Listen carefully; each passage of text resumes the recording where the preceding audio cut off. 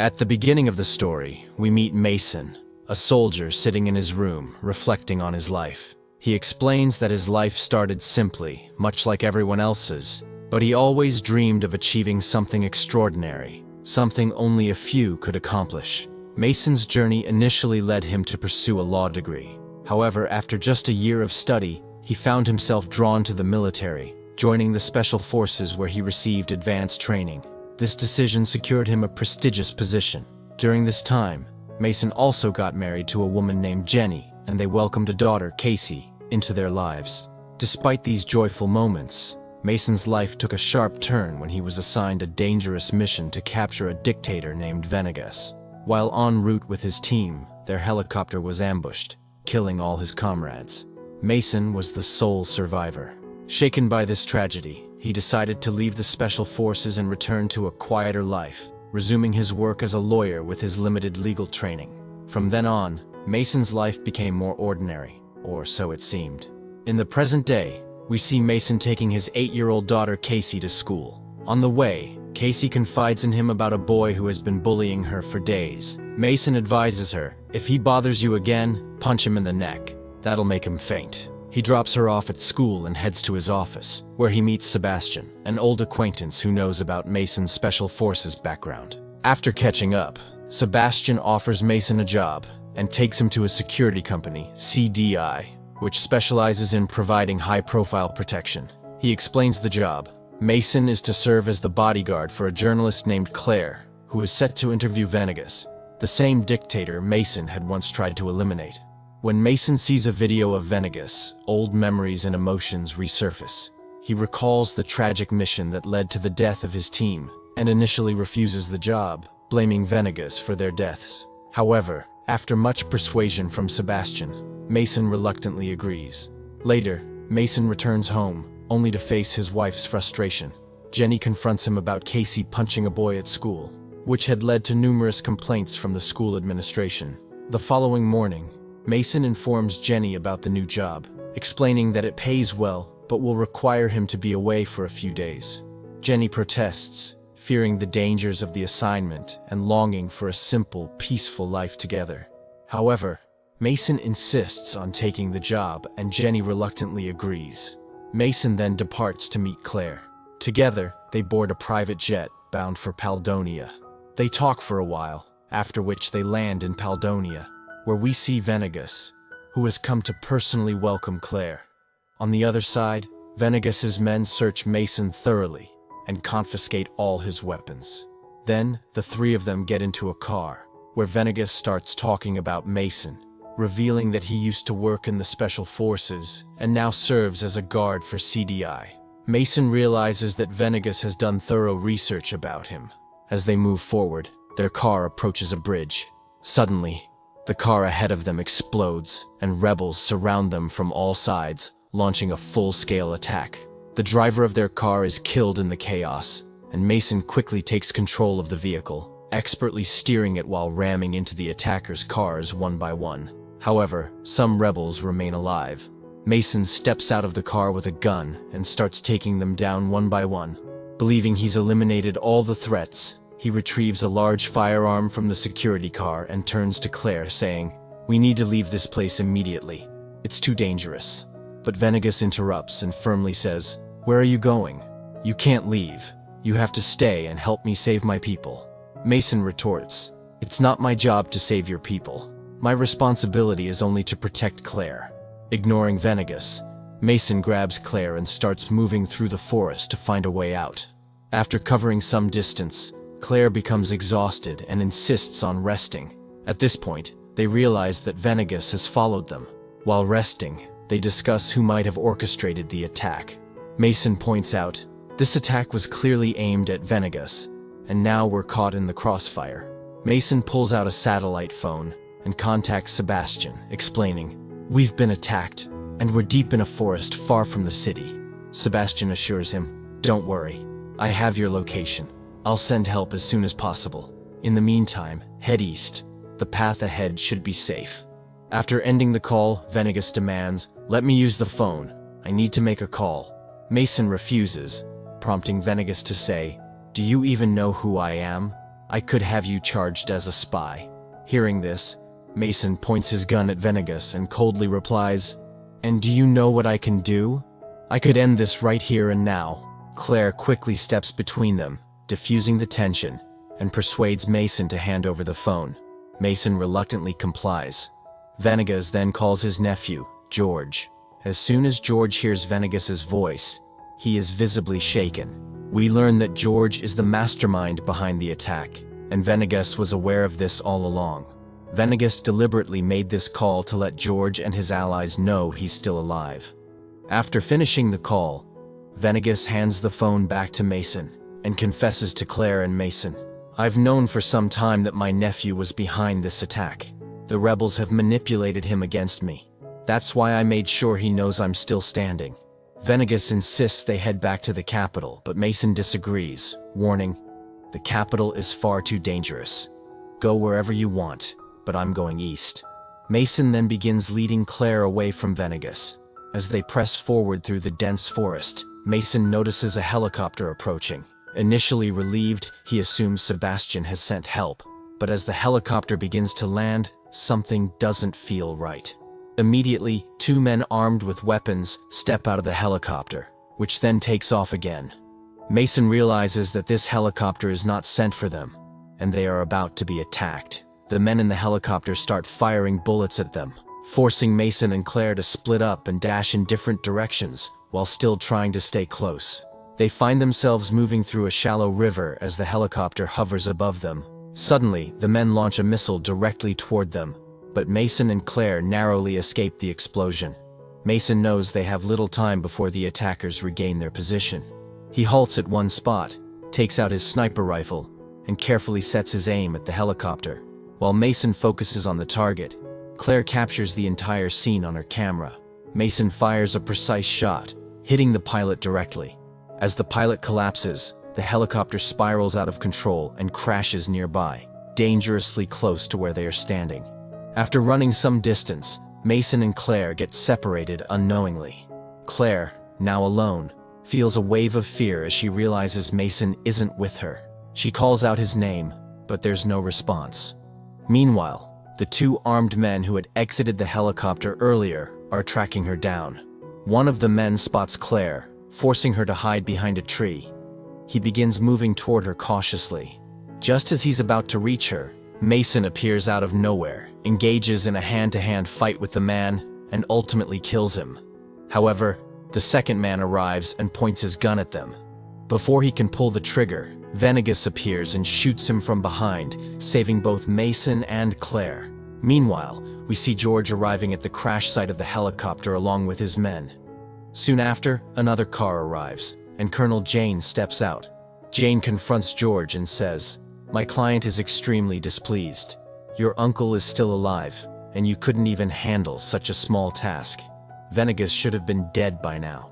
To emphasize his point, Jane shoots one of George's men, warning him that another failure will not be tolerated.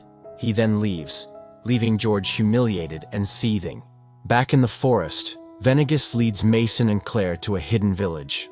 Pointing to it, he says, "This is my home, and everyone here is loyal to me." Venegas introduces Mason and Claire to the village elder, explaining that they will stay there temporarily because the area is secure. The scene transitions to a moment of calm, as Mason, Claire, and Venegas wash up and change into fresh clothes. Later, they gather in a serene spot, where Claire prepares to conduct an interview with Venegas. Handing her phone to Mason, she asks him to record the interview. Claire begins her questioning by asking Venegas, "Why are so many people after your life?" Venegas explains, "Paldonia is rich in minerals and rare metals that are essential for modern technologies like mobile phones, electric cars, and MRI machines. Multinational corporations want to buy these resources at dirt-cheap prices. But I want Paldonia to become the world's leading provider of these resources at fair prices, so our people can prosper and Paldonia can develop into a thriving nation. When I refused their offers, they decided to stop me from becoming president by any means, including killing me." Mason listens carefully to Venegas's story, slowly realizing that Venegas isn't the villain people claim him to be. Instead, He is fighting for his country's future. Later that night, the village comes alive with celebration. The villagers throw a grand party, and everyone dances together, enjoying the moment of happiness despite the dangers lurking ahead. After the celebrations, everyone retires to their respective places to sleep. Later, Claire approaches Mason in his room. She starts praising his physique, subtly trying to seduce him by showing off her tattoo and moving closer to him. Her intentions are clear. She wants to spark something intimate between them. Mason quickly understands her advances and calmly responds, "We shouldn't do this. I'm here to ensure your safety during these troubling times." Claire, sensing his refusal, smiles and bids him good night before returning to her own room. The next morning, Claire wakes up to find Mason already awake and ready. He tells her, "Get ready quickly. We need to leave soon." Before they can leave, Vinegar arrives. He looks at Mason and says, "I'm planning to go to Santiago for the future of my people, but I need your help.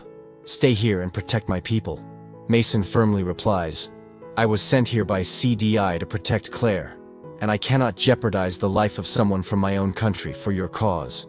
Vinegar nods but counters, "You may be right, but one thing puzzles me. Why did CDI send only you? They could have sent someone else. Was this part of a bigger plan, or are you acting ignorant?" These words leave Mason deep in thought. He steps outside, takes out his phone, and calls Sebastian. Mason demands, "Tell me the truth. Was I sent here just to protect Claire, or is there another reason?" Sebastian hesitates but eventually reveals, "There was another purpose for sending you. We had contracts from several countries to eliminate Venegas, and you were chosen because of your skills and history with him. Venegas is responsible for the death of your soldiers. Take your revenge." Hearing this, Mason feels conflicted. He takes out his gun and approaches Venegas, intending to carry out the mission. However, as he gets closer, he hesitates. Instead of pulling the trigger, he lowers the gun, grabs his bag, and says to Claire, "Let's get out of here quickly." Just as they are preparing to leave, Colonel Jane and his men arrive at the village. Spotting them, Mason, Claire, and Venegas quickly hide. Jane and his men start slaughtering the villagers one by one. Seeing this, Venegas decides to surrender himself, unwilling to let innocent lives be lost because of him. As Venegas steps forward, Claire pleads with Mason, "If they kill him, they'll come for the rest of the villagers next. You have to do something." Mason quickly formulates a plan. He grabs a horse and tells Claire to take another. Before Venegas can surrender himself to Colonel Jane, Mason pulls him onto the horse, and they flee the village. Jane's men give chase in their vehicles, firing at them as they race through the forest. Mason and Claire push their horses to run faster. However, in the chaos, Claire falls off her horse. Jane's men capture her and begin taking her away. Mason, seeing this, reins in his horse, but decides, "We need proper planning to save her. Acting rashly will only get us all killed." He turns to Venegas and says, "It's time for you to head to Santiago." The two of them take shelter in a nearby church for the night. While resting, Mason finally says to Venegas, "I understand everything now. I'll help you." Hearing this, Venegas asks, "Can I use your phone? I need to call an old friend, Edward Lovato. He can assist us." Mason hands him the phone. The next morning, Edward Lovato arrives at their location. Together, they devise a plan to lure Colonel Jane to a specific spot. Lovato contacts Jane, arranging a meeting under the guise of an agreement. Meanwhile, Mason heads to the meeting point ahead of time to prepare. When Jane arrives with his men, he brings Claire with him, held hostage. Mason and Jane stand face to face, guns pointed at each other. One of Jane's men drags Claire forward and places a gun to her head. Jane sneers, "Hand over Venegas, or I'll kill her." Mason, with no choice, signals Venegas to step forward. Venegas emerges, but he's not alone. Behind him are dozens of villagers, all armed and ready. Outnumbered, the villagers launch an attack on Jane's men, taking them down one by one. Amid the chaos, Mason seizes the opportunity to act. He frees Claire, and the three of them make a run for it. Venegas leads Mason and Claire through a secret passageway, explaining, "This path will take us inside my palace." They eventually reach a room where they find George sitting nervously. George is startled to see Venegas but freezes as Venegas speaks to him with a calm yet firm tone. Venegas begins, "You need to understand that Jane is using you. Once his goals are achieved, he won't think twice about getting rid of you." George looks conflicted, but eventually nods. He steps forward, and the two share a heartfelt hug. Suddenly, a general bursts into the room.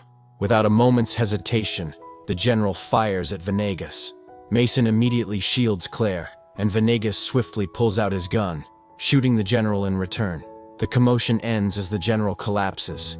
Mason rushes to Venegas, fearing he's been hit. Venegas smiles faintly and says, "My suit is bulletproof, so I'm fine."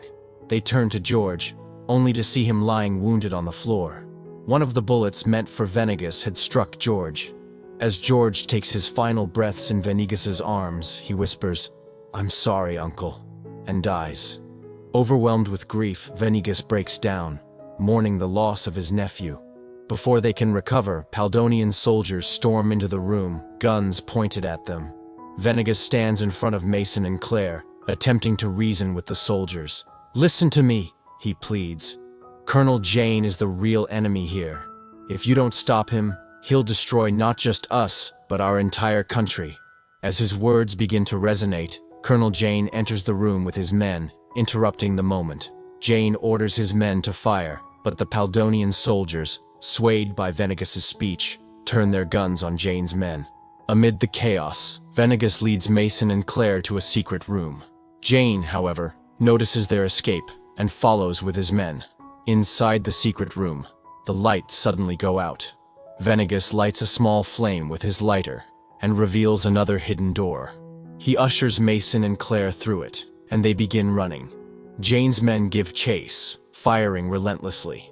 Mason stops and shouts, "You two go ahead, I'll handle this." Venegas and Claire reluctantly continue running, while Mason stays back to hold off their pursuers. Jane catches up to Mason, and the two engage in a brutal fight. During the struggle, Jane reveals with a sneer, "It was me who ordered the death of your companions." Just as the blade nears Mason's throat, Claire appears and strikes Jane on the head from behind, knocking him unconscious. The two regroup with Venegas, but outside, Jane's men are everywhere, firing from all directions. Mason, realizing the danger, grabs a gun and begins taking them down one by one with precision. Claire, captivated by Mason's bravery, records the entire scene on her camera. Just when it seems they're outnumbered, the doors burst open. Sebastian enters with 101 soldiers. Sebastian and his men engage Jane's forces, turning the tide of the battle. After an intense fight, the remaining men are captured, and order is restored. In the aftermath, Claire broadcasts all the footage she recorded to news channels worldwide. The truth about Colonel Jane and his atrocities spreads like wildfire. In the final scenes, Venegas is declared the new president of Paldonia. He thanks Mason and Claire for their help.